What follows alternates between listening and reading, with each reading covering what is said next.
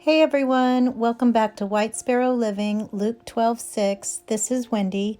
Today we're going to be doing 4 Dollar Tree farmhouse DIYs for spring, and I'm super excited because today's video is being sponsored by burlapfabric.com, and let me tell you, their products are amazing and so my style. So to start this project, we're going to need 3 of the Dollar Tree tall glass candles, some of this 4-inch linen ribbon, and it's got the frayed edges, and this is actually what inspired the whole project because it's wrapped with some like butcher paper and twine.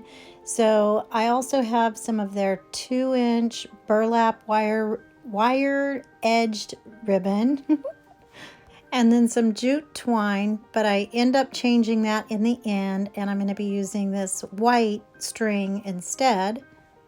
A brown paper sack, and I'll use that for the butcher paper layer, and then these white sunflowers, some of this plastic greenery or foliage, and then our glue gun and scissors.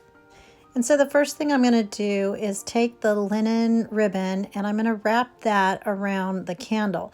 I thought I was going to do it at the bottom so I didn't need to remove my label, but then decided it needed to be a little higher, so I had to grin and bear it and remove those labels.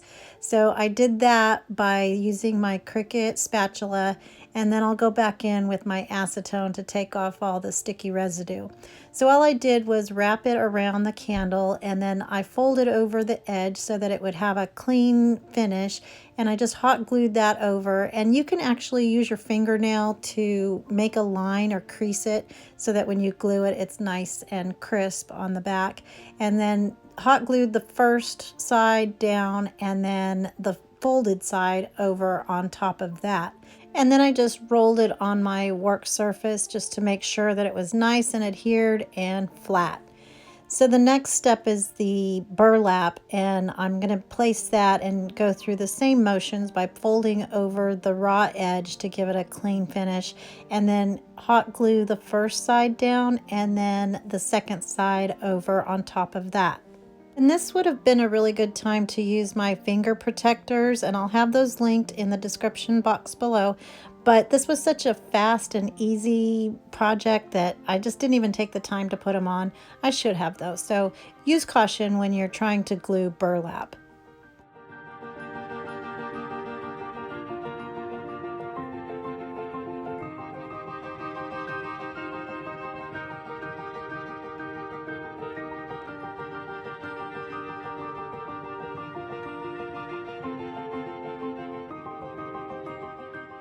So in the next layer, I'm going to use my paper sack, and you've probably heard that old adage, measure twice, cut once. Well, I didn't, and so I cut a strip that was too short because I was going the wrong way on the bag. So I had to recut my strips, and this time I measured to make sure that it was right. And so all I'm going to do is glue that again the same way, one side down, and then wrap it around and glue on top of that.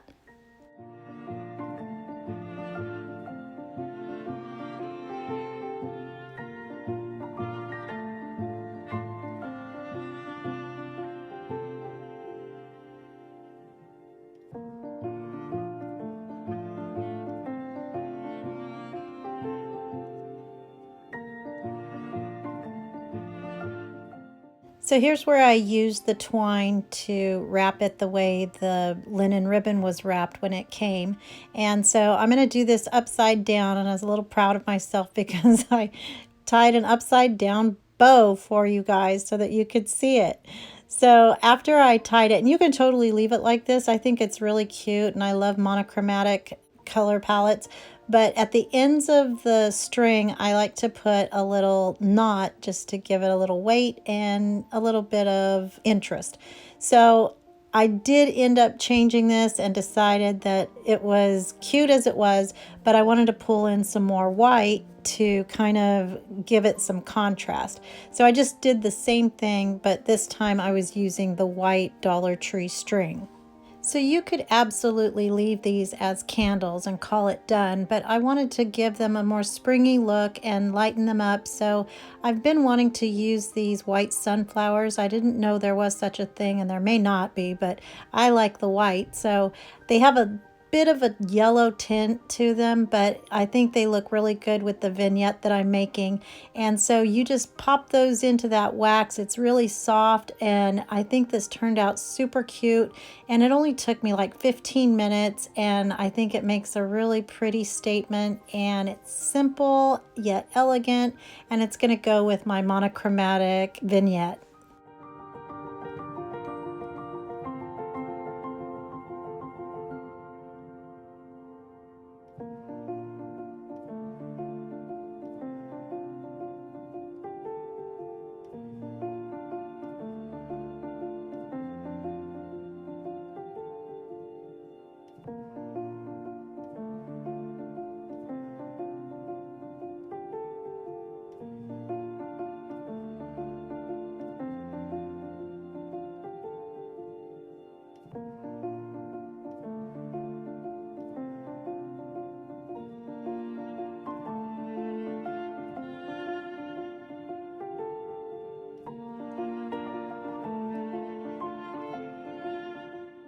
So for our second project, we're going to be starting with this off-white bath mat.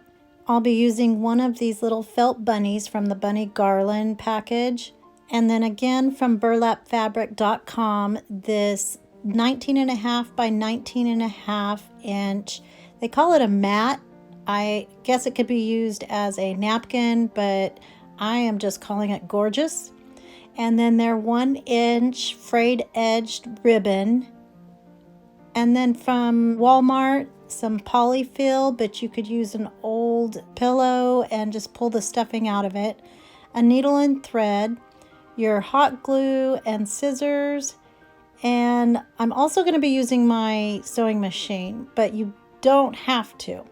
So the first thing we're going to do is take one of our little bunnies, and he's just going to be used as a pattern, so you'll still be able to use the actual garland for what it was intended or for other projects. So all I'm going to do is trace it out onto the back of the bath mat, and I'm going to do that 3 times. And then I'll cut those 3 bunnies out. And this material kind of sheds a lot, but that's okay because, you know, nothing's perfect in nature, but these are going to be really cute bunnies on a pillow. And this bath mat is really thick, so you need some pretty good scissors. I've had a lot of viewers ask me about these scissors. I am not 100% sure where they came from because I got them from my cousin for Christmas one year, and I do not have any idea where he got them. I guess I could ask him, huh? Well, anyway, I just cut all these bunnies out, and after I got done, I cut 3 10-inch pieces of my striped ribbon, and I'm going to make bows for each of them. And to do that, I just took that 10-inch piece of ribbon and folded it in thirds so that the pattern would be showing on all parts of the bow itself. And then I just took a scrap piece of chenille stem and wrapped it around and twisted it in the back. And then I took another little piece and folded it in thirds and then wrapped it around the middle so that it covered the chenille stem. So I couldn't decide if I was going to put it at the top of their heads or at their necks like little bow ties. So I figured that if it's a bow on top, that's a girl, and if it's a bow tie, it's more of a boy. So since I have 2 girls and 1 boy, I'm going to do 2 and 1. And that took care of that dilemma. So I really wanted my pillow to be functional and sturdy and hold up when people sit on the couch. So I wanted to sew everything. Now you could absolutely use fabric glue or some other kind of adhesive that holds fabric, even a hot glue gun, which you'll see I do end up using in part of this. But I just decided to use my needle and thread and sew down those bows onto the bunnies. And if you've done any sewing, I'm sure you already know this, but when you get to the last stitch, when you're done, just do an in and out stitch, and then before you pull that loop all the way down, stick your needle back through it a couple of times and it will form a knot.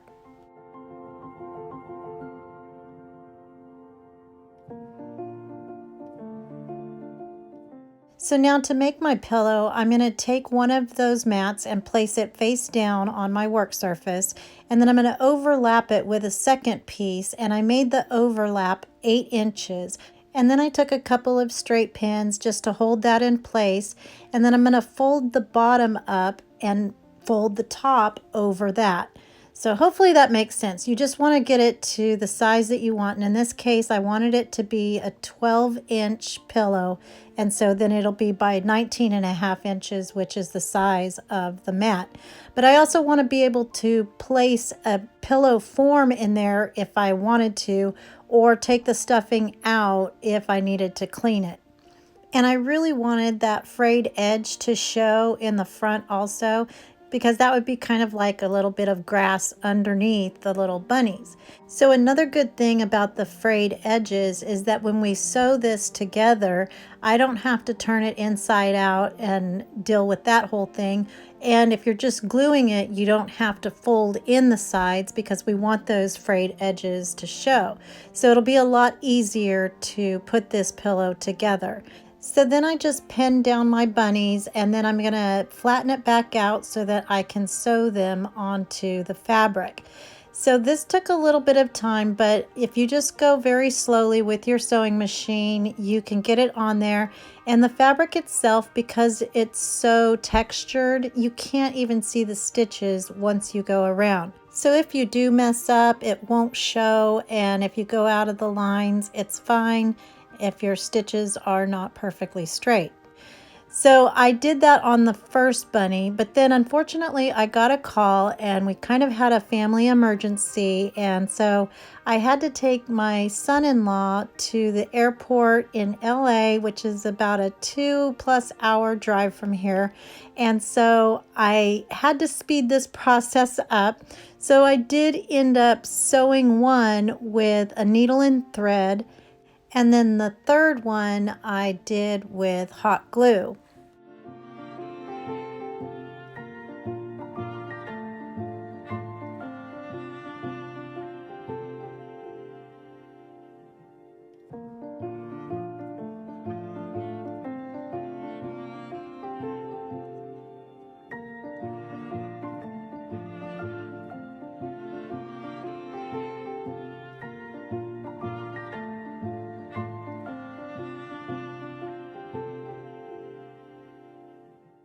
So now that my bunnies are all secure on the fabric, I folded my pillow back to the original position, and I used straight pins to hold those in place. And then I'm going to make 2 long stitches down each of those sides. And what I should have done, which I was trying to hurry and so I was missing steps, but I should have run a stitch down the front just under the bunnies to make that one piece completely connected. Does that make sense? But I still want the back part to be open because that's where we would either take out the polyfill or add a pillow form. So instead, I ended up just using hot glue again and put that together so that it was one continuous piece. And before I stitch down the other side, I have to put my polyfill in. So I'll fill it up first and then I'll make the stitch on the other side of the pillow. So to keep the polyfill from falling out of the back side, I just put pins there so it would stay closed until I could get it full and then close up that side.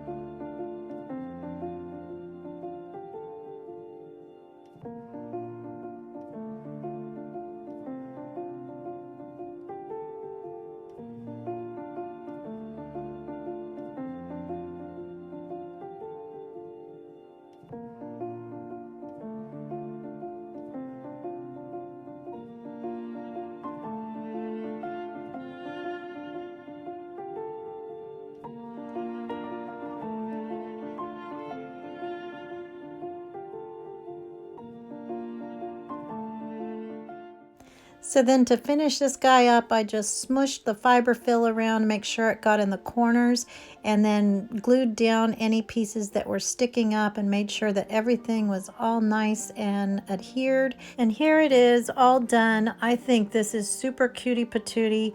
It's hard not to include colors in spring decor, but I think in this case the monochromatic palette is just so soft and sweet, and I'll probably end up putting this in my bedroom, which is already in the whites and off-whites. But in this case, I think monochromatic spring is the way to go.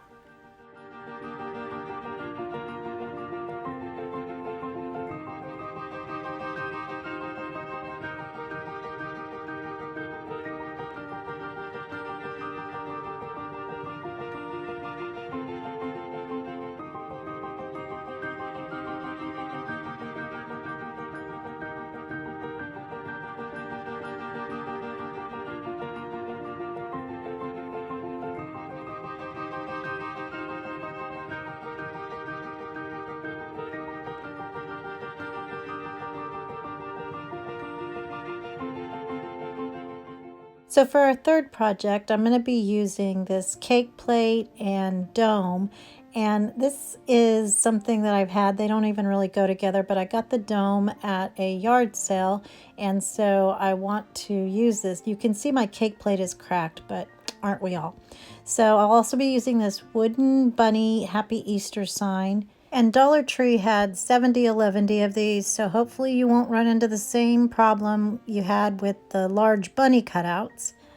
A utility knife to separate the bunny from the sign. Some of these egg picks, these are the small ones. Some Spanish moss. And then I'm getting low on my spring bouquet, but we have enough for this project. Some skinny jute twine, and then some kind of lid from a container. This is a brie lid. Some Waverly chalk paint in mineral, and I think I also used elephant, and I don't know why I didn't put it out there. Some Waverly white chalk paint, or any white paint would be fine. And then one of the tumbling blocks, and thank you again, Michelle. I'm using this for everything.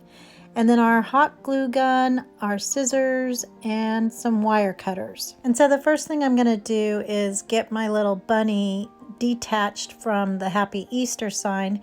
And to do that, I just used my utility knife and cut along the line of where the words were, because I want to use the Happy Easter at some point in another project.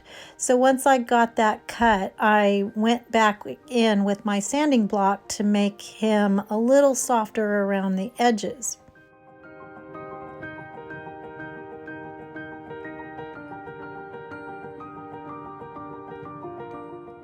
So now I'm going to paint my little bunny, and I just took some white Waverly chalk paint and some water because I don't want him to be solid white. I'd like some of that wood tone to kind of show through.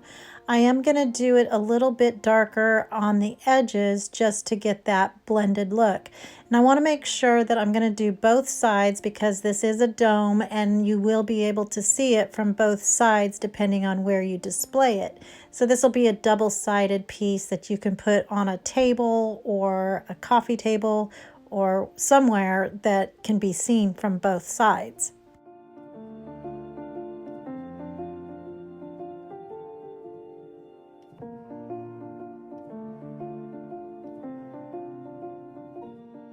So now I'm going to take my Easter eggs and I'm pulling off the ribbons on the bottom and then leaving them on the sticks so that I can paint them easier.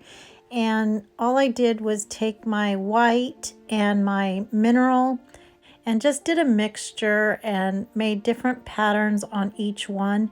I did some with a little bit darker colors and then lighter stripes or polka dots, and I did only use mineral and white in this project, and I was thinking I used elephant as well, but that's for the next project. And so since I only retain water these days, I forgot that I only used the two colors and just made different shades. So to make the polka dots, I just took a stick and dipped it into my paint and then just made the little polka dots on the eggs.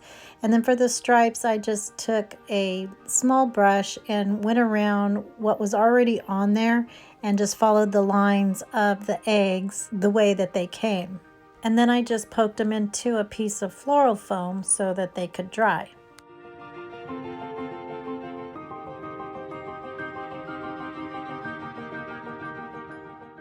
So now I'm going to get my moss nest ready, and I just used the brie lid as a foundation so that I can attach my moss and it's hanging on to something and not just loose.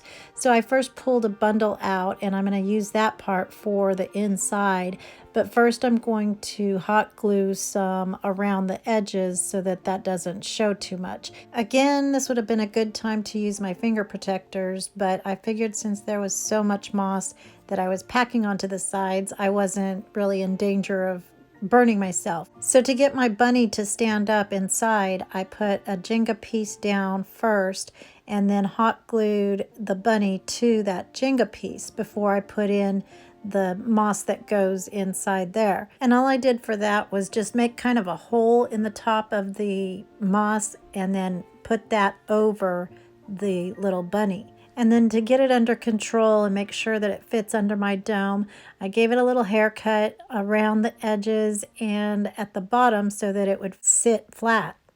And then I placed it on my cake plate, and now I'm going to add to it with the greenery and my little eggs. So then I just used my wire cutters to get my foliage ready, and I realized I didn't give him a tail, so I found one little lone pom-pom and attached that to his little fanny, and then put the rest of the greenery into the moss.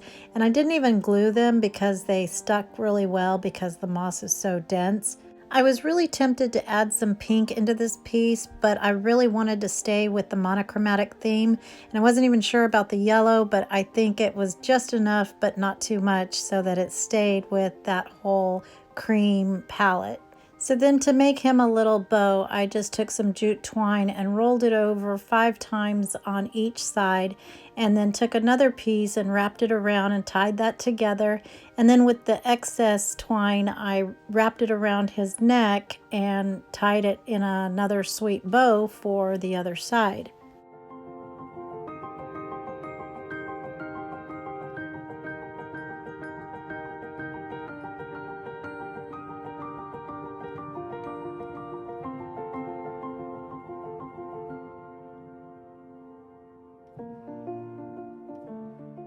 So then I took my eggs off of the skewers and hot glued those into place, and I made sure that I had some different ones on each side. I did 3 on one side and 2 on the other.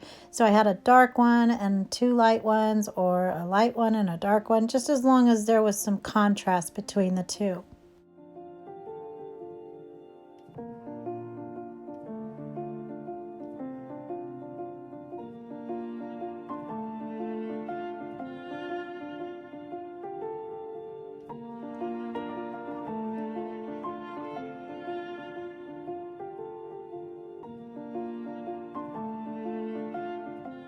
So it was already cute, but I wanted to add a little bit more white to the brown moss. So I just took some extra baby's breath and hot glued that down into the moss because there was no stem at the bottom to keep it in place, and just wrapped those around the eggs and had the eggs kind of nestled here and there.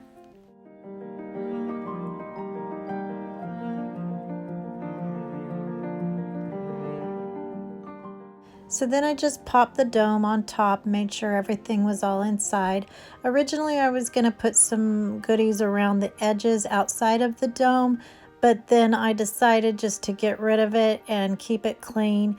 I was going to try and hide my cracks, but then I just decided I'll either find another one at a yard sale or a thrift store and replace it at some point. But I just like the clean look of this without the moss on the outside and having it all just on the inside. So here it is all done, and I love how this turned out. I think I say that for every single one, don't I? Okay, well, in a non-boastful way, I love how this turned out because, again, it's going with our monochromatic theme, and it's super sweet and farmhouse with a touch of elegance, and I just think he's super sweet. Now, if you don't have a dome, no worries. You can absolutely just leave it without the dome, and he's super cute that way too. And if you don't have a cake plate, you can do a Dollar Tree DIY where you stick a plate on top of a candle holder, and actually you don't even have to lift it. So this can sit straight on whatever surface or counter with nothing, or you can put it on a plate or a stack of books, or you can find a cake plate and a dome and it will look like this.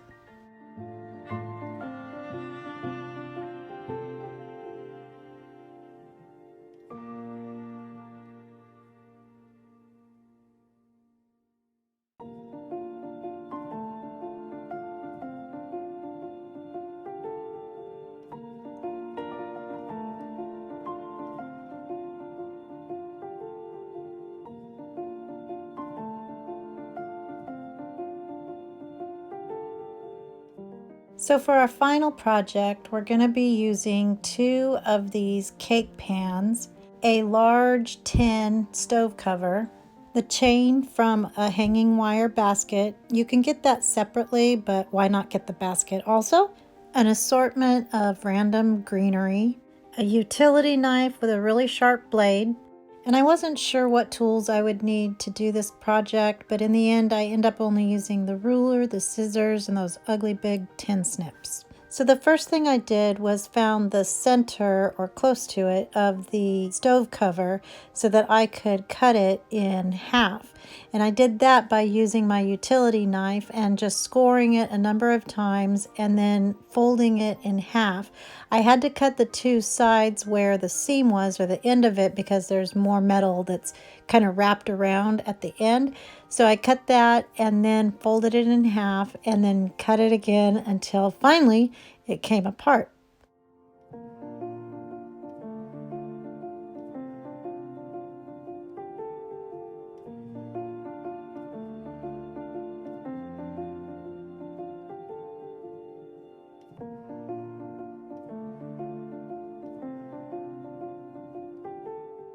So then I took my cake pan and put it right in the middle of my stove cover and took a Sharpie and drew a line around the edges so I could see where the outside rim of my cake pan was. So then I took my tin snips and went all the way around the ledge part of the stove cover and then made little slits all the way around.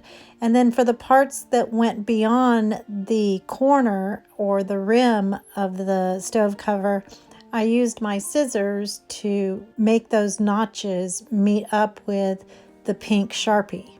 And then I folded those tabs over the rim of the cake pan. So once I got the bottom portion to the shape that I wanted and it fit perfectly to the cake pan, I wanted to get rid of the sharp edge that was at the top part. So I just took my pliers and rolled that metal over, and that left it with a blunt edge that was a lot safer.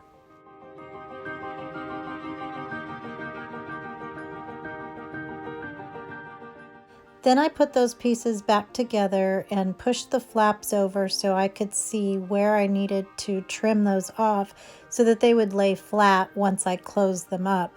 So I just pulled those tabs open and used my scissors again and cut off probably an 1/8 to 1/2 of an inch. And then that way when I closed it back up again, they stayed securely in place.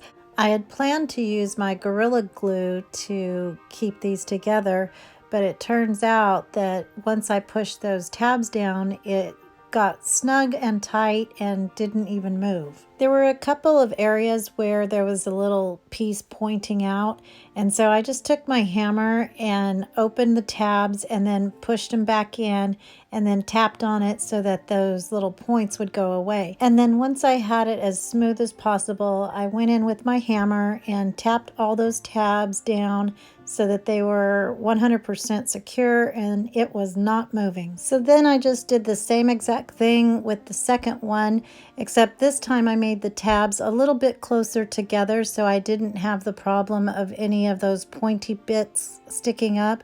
So it was a lot smoother, and the top part was smoother, and it took less time and was even better than the first one. So one of my sweet viewers had recommended that anytime I am painting over a shiny, smooth surface like plastic or metal, that if you use some matte finish Mod Podge first before applying the paint, it will stick a lot better. You just have to wait for it to completely dry. So I did that and it worked really well. I didn't paint the cake pans themselves because they have a more porous surface, so it takes the paint pretty well. So I'm just starting with the bottom portion around the edges.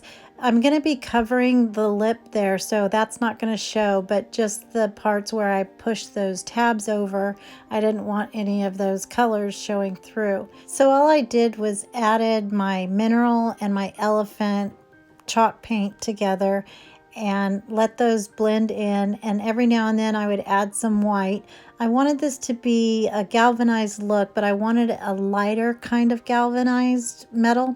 So I just played with it for a while and mixed it in, and then towards the end I took some black, very little black, and just kind of pounced around on that as well. I've had a lot of questions about my paint brushes and where I've gotten them, and so these particular ones with the white handles, those I got at Walmart, and they came in a pack of about 15 or 20, I think, and it comes with a little canvas pouch as well, and those were $19.99. This was a few years ago, and I actually bought these for my daughter, but these are really good brushes, and I do think that it's important to have good quality brushes. So after I got the look that I wanted, I went back in with my black and then blended that in. And then I decided to make the inside a little bit darker using the black. And I never cleaned my brush. I just kept using the same brush, but just with all the different colors on there. So at the edges, I did a black kind of outline just to give it a shadowed, weathered look. And then on the inside, I gave it some more shadow using darker colors and mostly black, but still gave it the pouncing method so that it would look like a galvanized metal of some sort. So then to cover the outside rim, I took some more of that 1-inch ribbon, but this time it's in black and white instead of the tan and white. And I just used my hot glue and wrapped that all the way around the perimeter of the cake pans. And you want to pull this pretty tight because there is a slight taper to the sides of the pans, but not enough to make it buckle in any way. So there's enough give in the fabric to make it go around tightly. So now I'm going to make hangers out of the chain from those wire baskets. And I just took my pliers and pulled off one of the links, bent it enough so that it could come out of the hook that was holding onto it. And then I took the little clips off at the other end and closed up the links with the pliers as well. And then I took those links and placed it where I wanted on the back of that lip of the pan, and then just used my hot glue and went over it so that it would seep under and held it in place.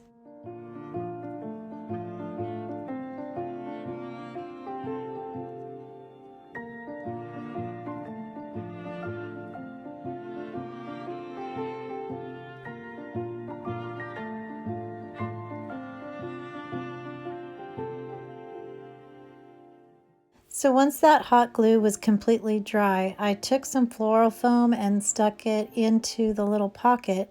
And then I'm going to take some greens and tuck those into the floral foam.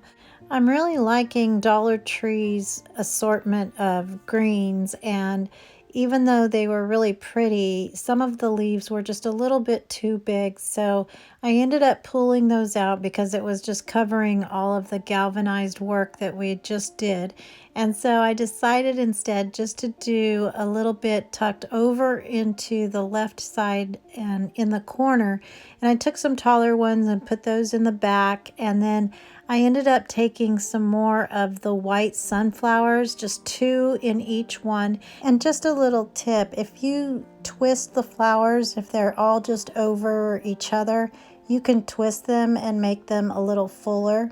So I did that and then tucked those in with the green foliage. And then I'm going to make a bow for the side as well. So I just took a piece of that ribbon and did that same crisscross method, and then used a chenille stem to pull it together in the middle. And then I cut off another little piece, folded it in thirds, and then wrapped it around to hide the chenille stem.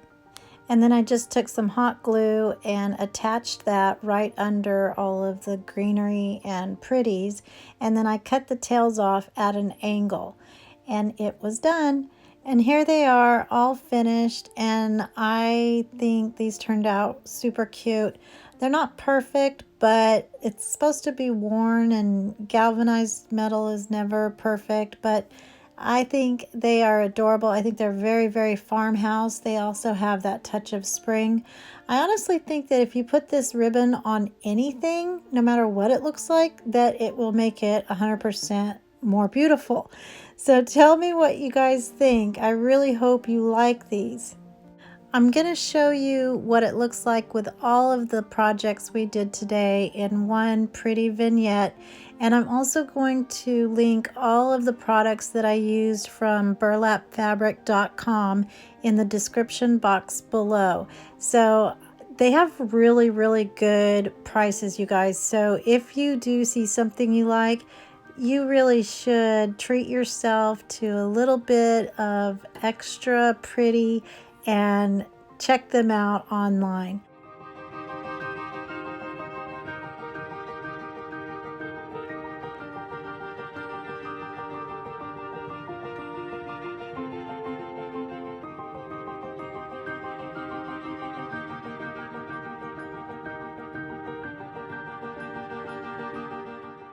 I really hope you guys enjoyed these projects, and if you did, please give this a thumbs up, comment, let me know what you think, share, and if you're not already, please consider subscribing so we can grow this channel.